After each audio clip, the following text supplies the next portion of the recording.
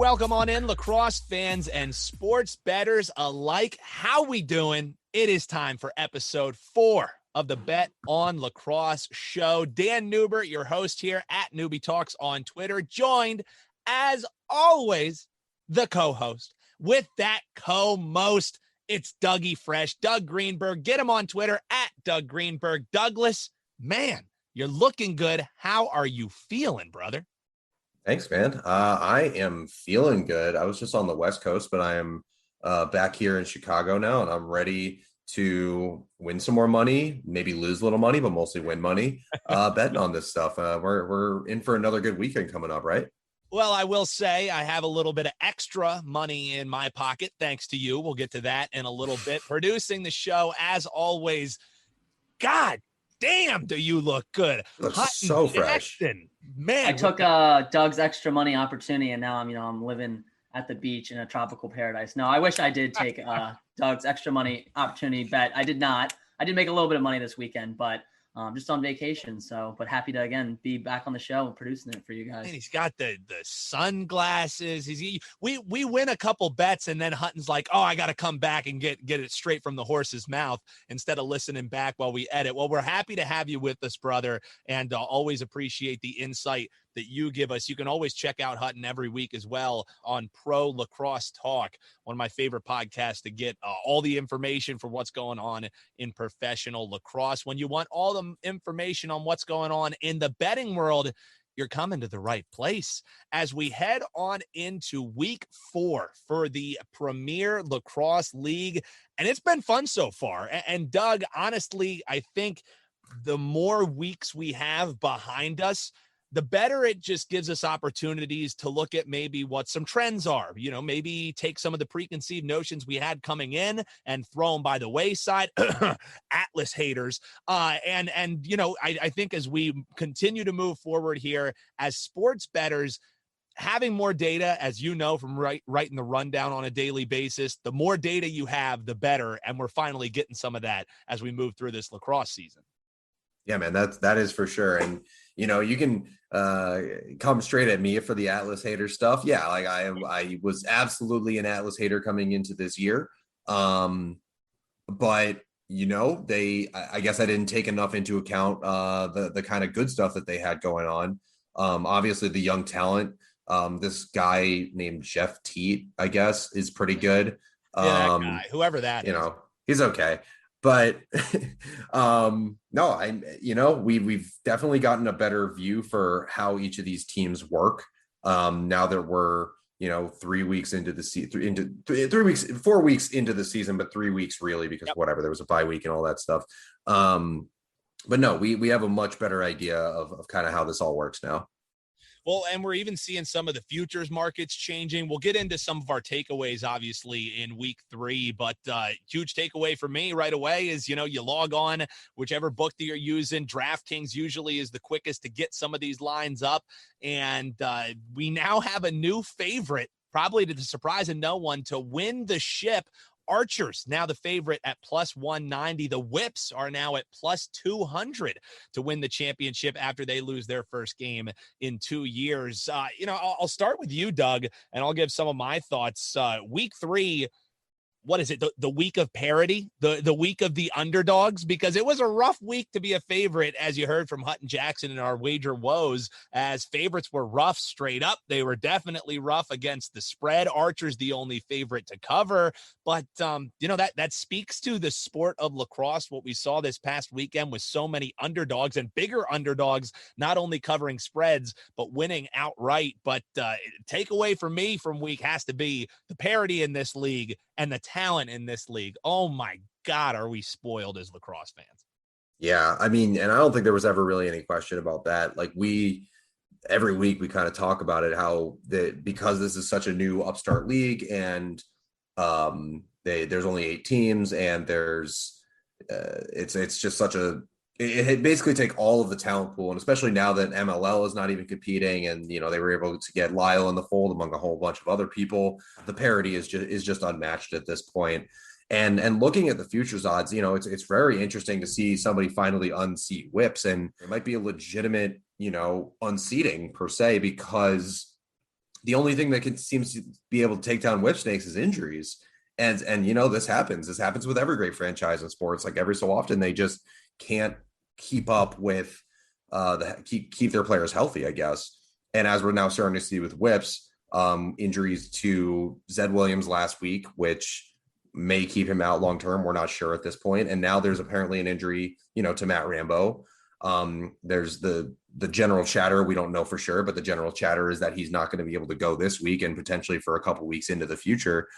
Again, maybe that's the one thing that could take down whip snakes. But you know, maybe we see this week if they lose one, and then maybe the time would actually be to take them on the future in a couple weeks, because you know, once those injuries get past, you know, they're going to make the playoffs. Obviously, they're going to, and I'm sure they'll do quite well in the playoffs if they got Zed and Rambo at full health. So I think if you're looking for some value on the whips, don't do it now, but maybe wait a couple weeks and see what happens. Yeah, I think great points, as always, out of Dougie Fresh there. And we're about to run down, let you know what we're looking at as far as ATS records, because some of these teams who, you know, maybe as you're looking at the power rankings aren't as high, when you look at how they're doing against the spread, it tells quite the different story. Before we do get to that, Hutton, any main takeaways for you of what we saw in Baltimore, either from a betting perspective or just, you know, the professional lacrosse perspective as well? Yeah, no, I think obviously Jeff Teat's debut was awesome to see. I thought he played really well actually still on Friday, despite only having 2 assists. And then obviously he just went off in that 7-goal effort. But yeah, overall, I thought it was a good weekend. I think the Chrome's win over the Whips told me a little bit more about the Chrome than it did the Whips. Obviously injuries, I think, had, part to play in why the Whips weren't able to win that game. But the Chrome really put a beat down on them. They put the pedal to the metal and they never looked back. And despite them having injuries themselves, I know Tim Sudan said, someone asked him, what's it like to beat a Whips team without Zed and Rambo? And he's like, it's probably the same that, play a Chrome team without Randy Stotts and Jordan Wolf. So, there's some injuries there too. But I thought the Chrome, looked like the team that we saw them last year start to come into their own. Obviously, they lost to the Chaos in that playoff matchup, but I still might be getting back on the Chrome back bandwagon a little bit here. I don't know if I'm going to pick them this weekend, but I honestly think they could be one of the better teams than some of these other teams that maybe have a better record than them. Again, we're going to have to see them, take on some teams at full effort, and they get a back-to-back this weekend. So, it might be a tough test playing both the Archers and then the Atlas, on short rest, but they're a team that I'm still kind of, not sure what to make of them just yet. Well, I think we'll find out a lot on Friday night. And before we put a little wrap on week 3, we do have to do at least a little bit of bragging. My best bet, not even a bit of a sweat, as we go over 20.5 in a game that saw 35 points scored between the Cannons taking on Atlas. Easy money in that one. So always love when we can get you some winners. And Doug, you have a little bit to brag about across my Zoom screen here too, brother. EMOs, cash and tickets, man. Tell the folks. Yeah. If you didn't follow along, you haven't been following along the last couple of weeks. I had this fun little game I like to play where I was a masochist and I tried taking Chaos every week, even though they sucked. And then I was like, you know what? Could 1 week more of doing it, could it really hurt? It could, but I'm going to do it anyway. And of course, took them as my EMO to win straight up. And sure enough, that is exactly what they did. Just such an unbelievable win. You knew they weren't going to lose forever. And, it pans out one time, but good wins for both of us. Good wins for both of us. Hey, whenever we're cashing tickets, it's worth strutting like a peacock as we head on here into week number 4. Real quick, before we get to the slate here for you folks, want to run down the ATS records. We'll update you each and every week as the Archers are 3-0 straight up, also 3-0 against the number, a plus 25 scoring differential, just an absolute powerhouse who has some decent tests this weekend. They will face up against the Whip Snakes, and it's also a 2-game weekend for them. They play Friday against the Chrome, which we'll be breaking down here in just a few moments. second-ranked ATS team, if you go by straight up and record, the Atlas are 2-2.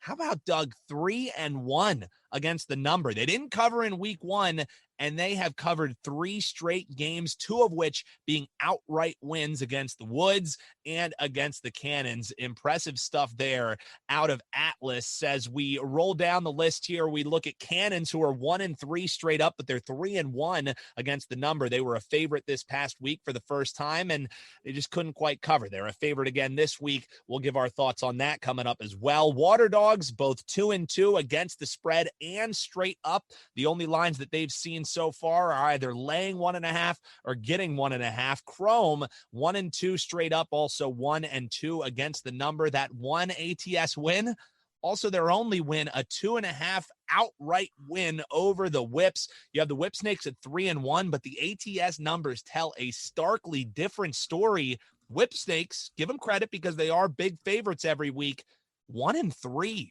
against the number. That is as good as the Woods, who are 1-3 against the number, and the Chaos as well, who are 1-3 against the spread, but 1-3 overall as well. The Woods 2-2. So those are your rankings there from the ATS perspective. And without any further ado, it's showtime. Let's get into it. It's week 4 in Long Island. It is July 4th weekend. You think I would know my months by now.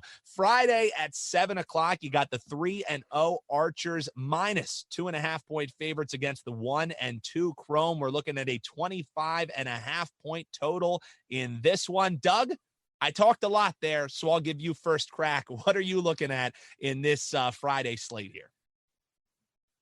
So I think I'll start off by saying that I think that that Archer's 2-game week is going to test them for sure. And we'll really start to see what this team is made of.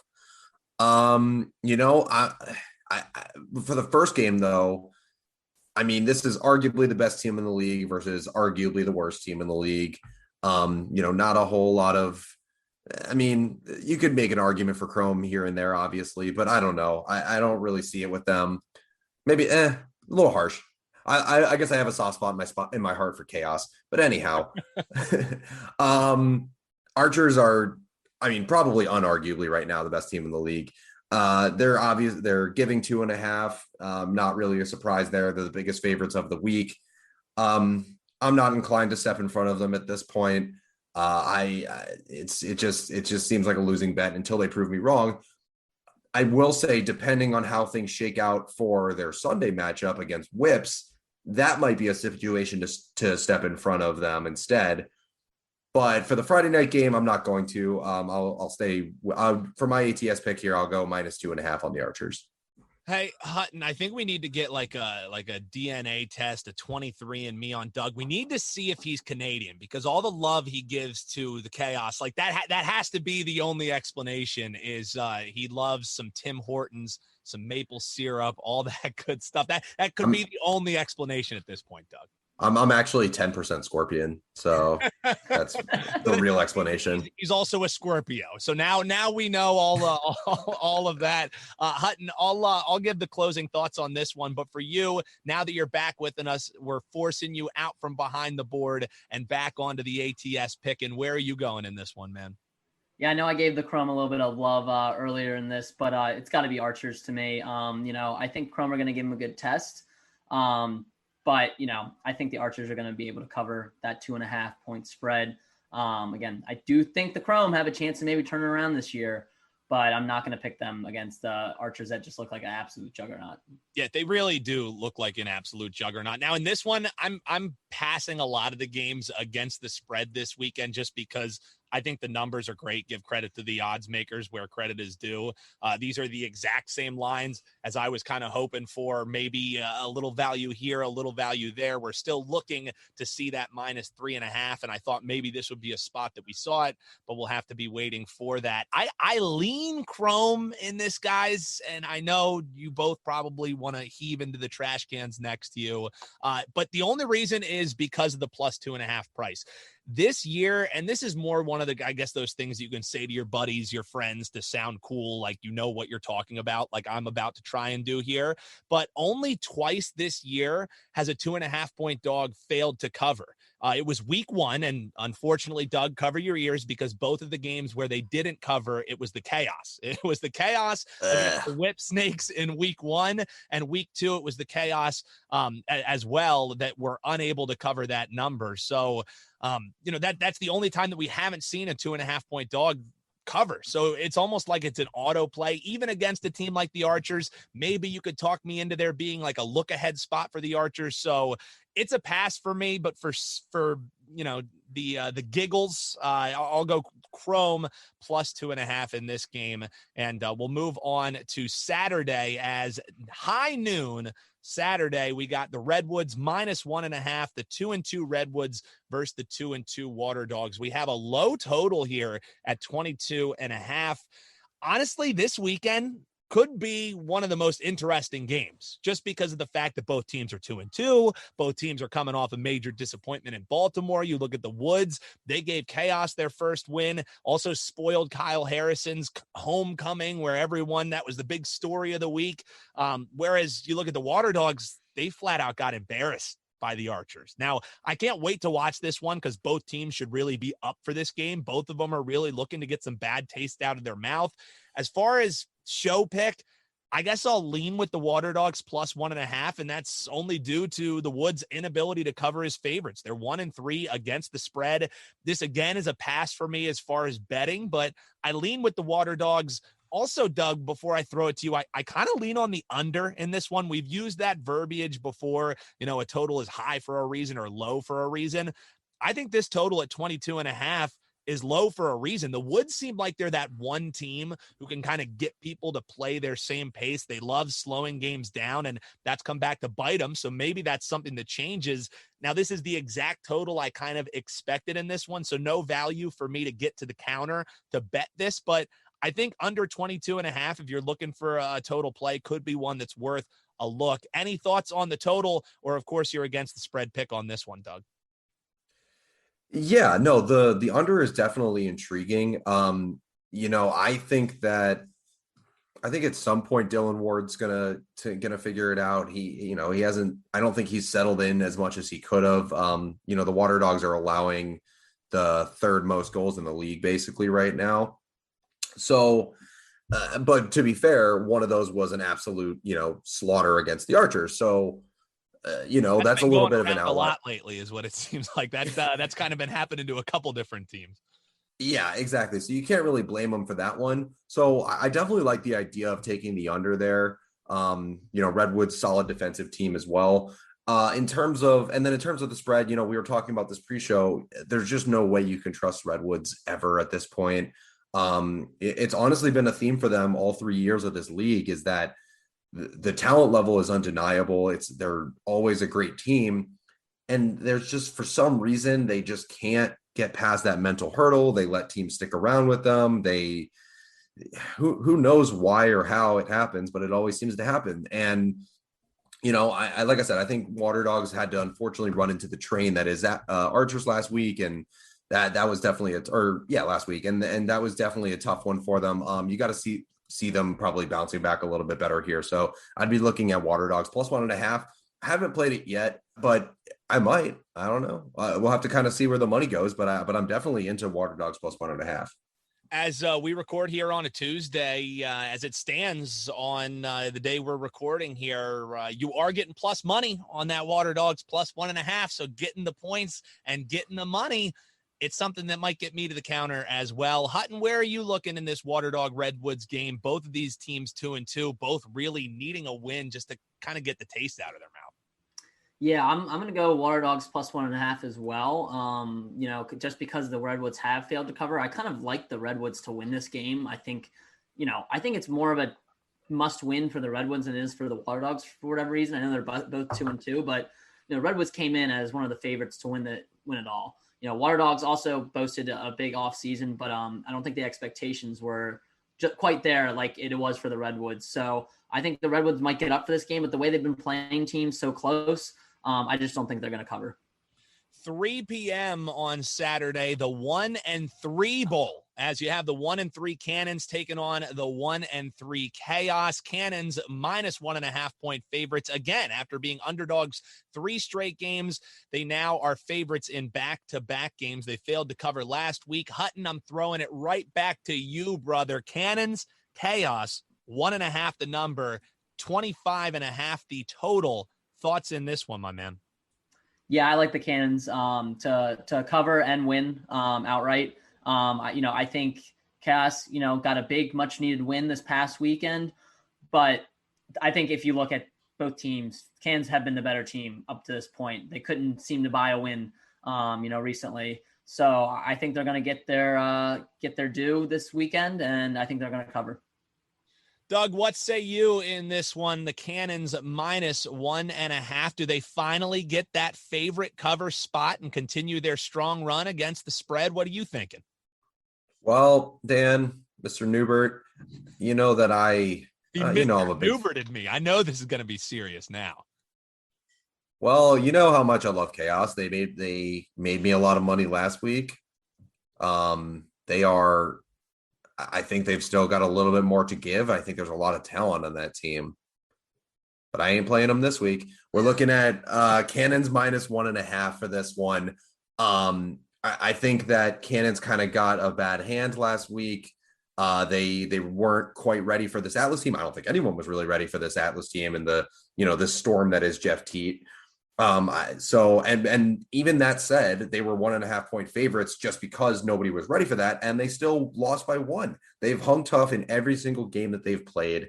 And I think this time they're going to be totally outmatching Chaos on this one. That Chaos defense is going to have no answer for Lyle and company. I really, really like Chaos -1.5 plus 120. How about that classic bait and switch? All the Chaos faithful was perking up. They were getting ready to start fist pumping, being like, yes, the great Doug Greenberg is on our side. And then not again. Couldn't do it. He couldn't do it. Not this time. And I'm with you guys, making a clean sweep as I'm looking towards the Cannons at -1.5 in this one. I think another super interesting game, just like game 1 on Saturday. This is like 2 teams who are really kind of in that same spot. However, the Cannons, I feel like, are in a much better spot. I think against the spread record kind of indicates that, even though we look at identical records, straight up in this one. The Cannons came into week 3 undefeated against the number, and now in their first favorite spot, they came up a little bit short. And the thing that stands out to me with them is they have yet to be uncompetitive in any game. They're continually in close games, which is, makes it tough when you're getting that half-point hook. Even without Lyle Thompson scoring, getting held scoreless, Cannons still put up 17 in a losing effort. So could the Chaos be getting some momentum after their first win against the Redwoods? Sure, they could. But overall, the Cannons have just been the more complete, the more consistent. I think you guys both touched on it thus far. So give me the Cannons to cover their first game as favorites, one that I actually am betting. I like this one, and it's not just a lean. Give me the Cannons -1.5 in this one, which brings us, boys, to Sunday already. For beautiful, for spacious skies, for amber waves of grain. It's July 4th, and we got the Creators Game on July 4th. What a beautiful way to celebrate America. We're looking at the potentially 4-0 Archers going up against the 3-1 Whip Snakes. The thing that makes my eyes pop out of my head, and I have a feeling, Dougie, we're going to be talking about this later, the total in this one, 28.5. Oofa bagoofa. That's something we'll have to talk about a little bit later. As far as a side for me in this game, I guess I lean Archers 1.5, but the thing is, without the news of Matt Rambo or Zed Williams, I don't think you can effectively handicap or effectively bet this game. Hutton, do we have anything on Rambo, on Zeddy ball game, on their status coming for this weekend? Because that would help us a lot.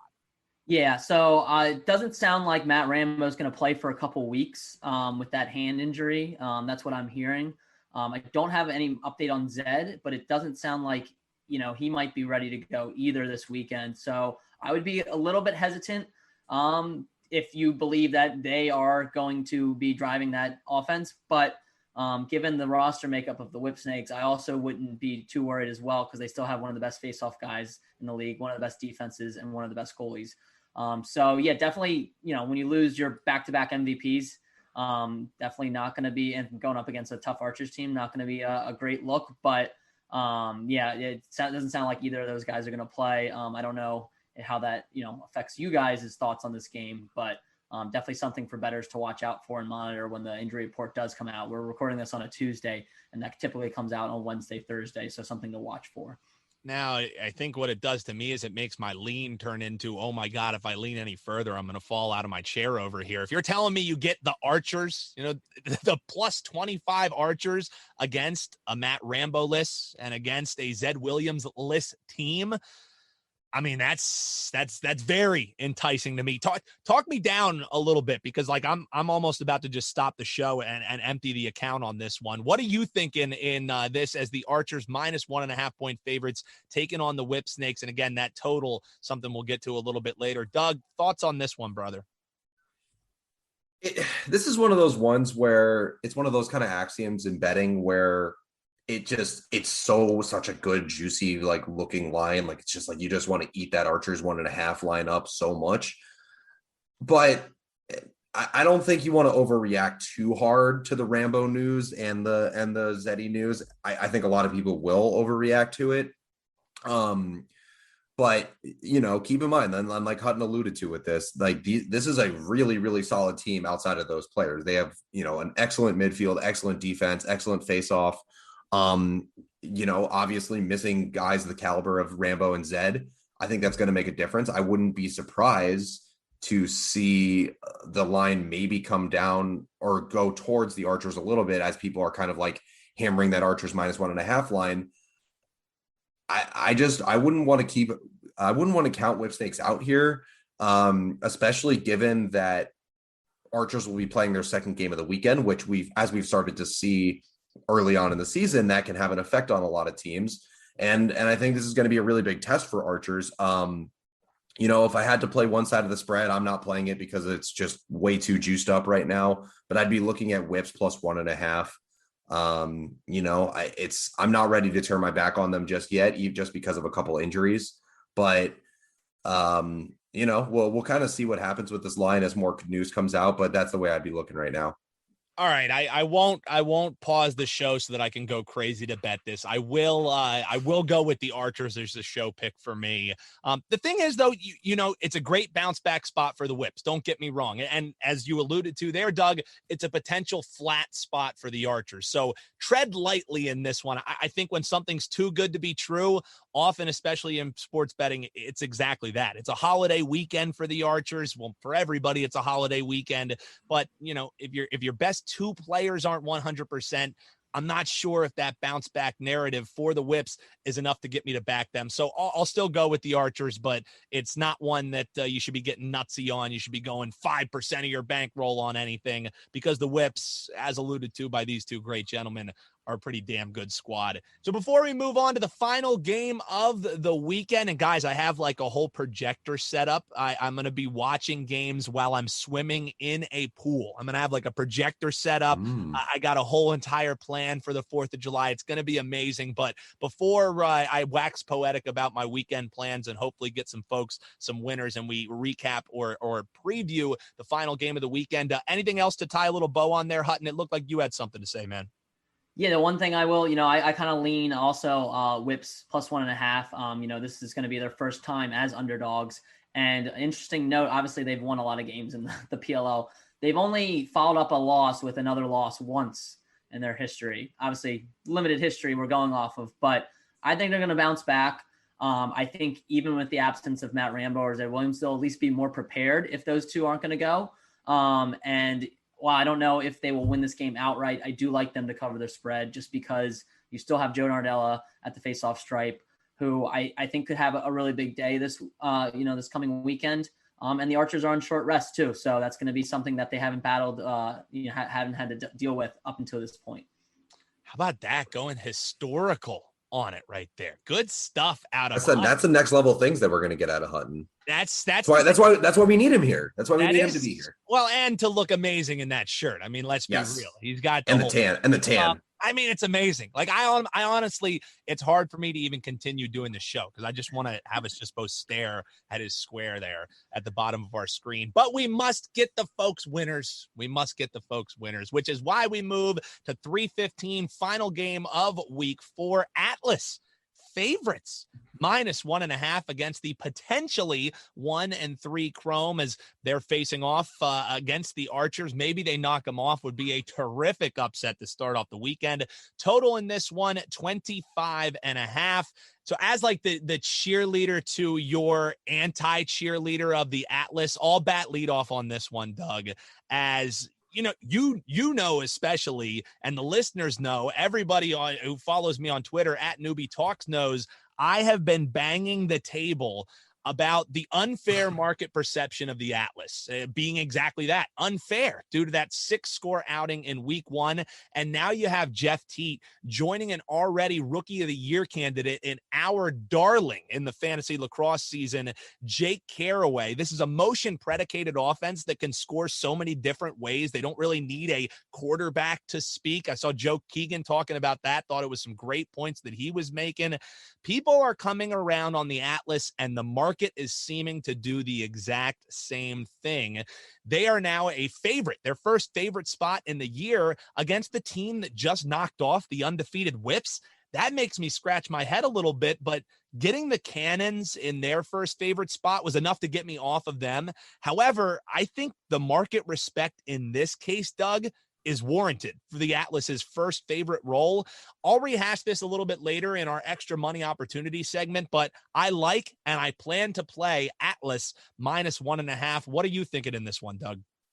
Love that, man. And yeah, you know what? I was probably the president of the Atlas Haters fan club. Hands up for anyone who's listening on the podcast. I literally have my hand up right now. I own up to that. Fine, fair enough. This is a new offense with Jeff Teat in it. Like, as we saw, this kid's special, and everyone kind of, and myself included, everybody forgot that he was so special because he hadn't played, the entire college season. He didn't play the beginning of the PLL season. And everybody forgot that this kid is really, really, really good. And clearly we're seeing that now. And as you said, him being with Caraway is just a beautiful, beautiful fit. And yeah, they absolutely deserve to be favorites here. I don't think Chrome is going to have much in the tank, especially after that Friday night game, depending on how that goes. If they weren't playing two games over the weekend, I actually would be probably looking to Chrome a little bit more here, but I really like Atlas -1.5 as well. I think if I'm going to actually play this game, which I very well might, I'm probably looking at Atlas on the money line instead, because Atlas's money line is much more reasonable, -118.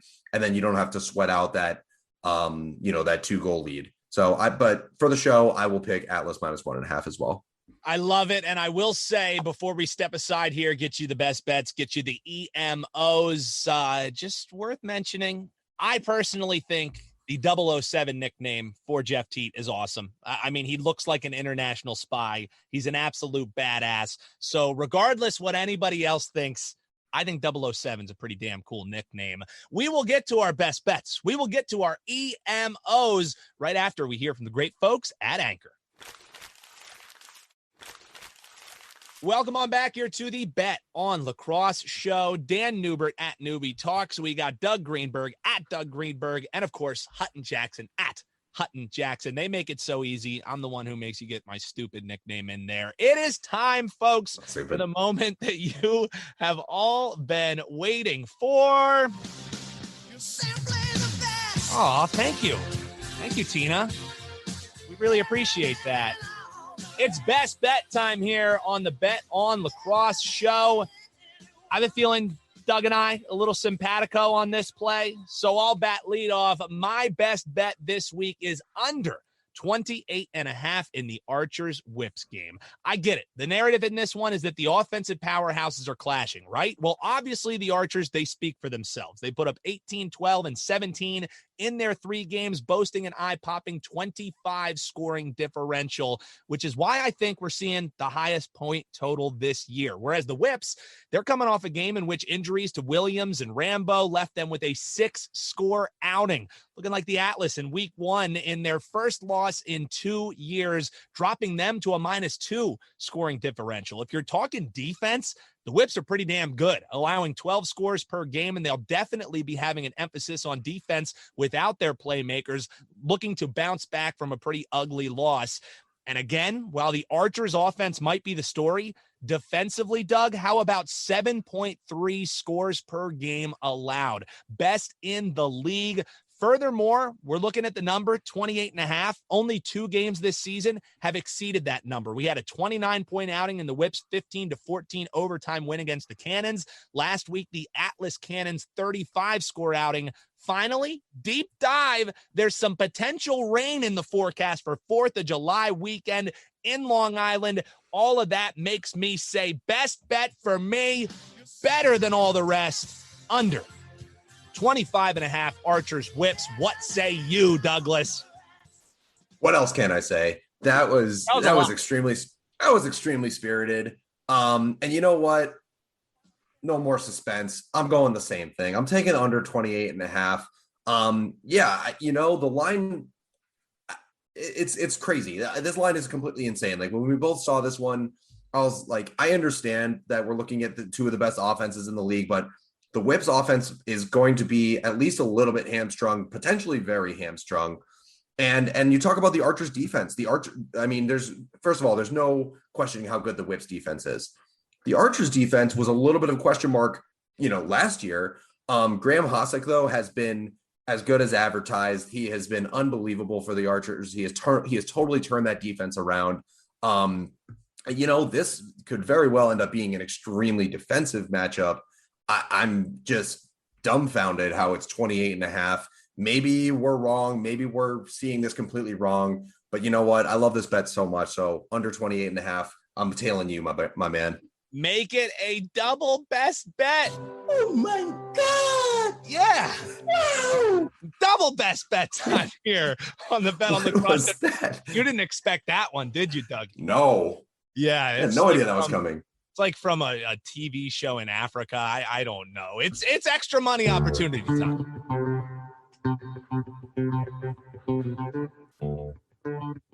And since I just screamed in everybody's face for a good 3 minutes there, extra money, Mr. Extra Money. Doug, what play you got for the folks this week, my man? I get one EMO right, and suddenly I'm extra money. All right. A sexy EMO, though. It was a sexy one. All right, that's fair. I'm gonna take a page out of your book from a couple of weeks ago. I'm gonna do a parlay EMO. We're gonna parlay Archers on Friday night with Cannons against Chaos. Here's the deal. Archers are the biggest favorites of the week. We did see a bunch of favorites go down last week, but I don't see, especially in the first game of the week, we were talking about how potentially in the second game, Whip Snakes could take down Archers. They could catch them kind of unawares. But I think Archers are just, a cream of the crop, like a level above Chrome here. So I think they'll get the win. I don't know if they'll cover that 2.5 line, but I see them winning this game for sure. And then you got Cannons.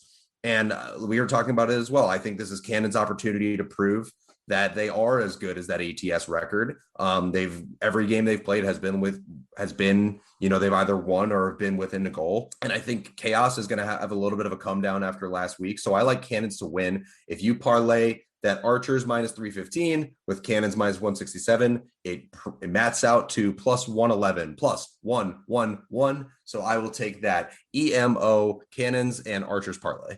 Man, I love it when we get dirty with the parlays. Big fan of that one. I'll be betting that one as well. My EMO, I'm going Atlas -1.5, a juicy +135 versus the Chrome this 4th of July weekend.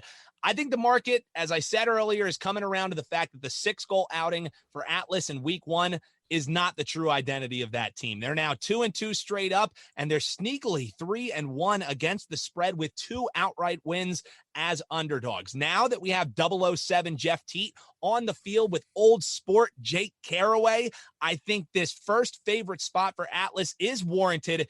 Gimme the Bulls -1.5 plus 135 for my extra money opportunity, which, Doug, does it for us this week. That's a wrap. Want to remind people we have our money line hotline up and running. You can call, you can ask us for some betting advice, you can give us your wager woes, or you can just say hi. Thanks for all that money you guys made me last week. Just visit the link in the description. We're also on Apple Podcasts, so if you enjoyed this episode, please, folks, take a little time out of your day, drop that 5-star review, give us your thoughts on the show, and of course, let us know if any of your bets hit at Bet On Lacrosse. But reviews, ratings, they help us move up those charts so we can continue to bring you this great show that you love on a weekly basis. Give us those 5 stars, folks. We are not too proud to beg.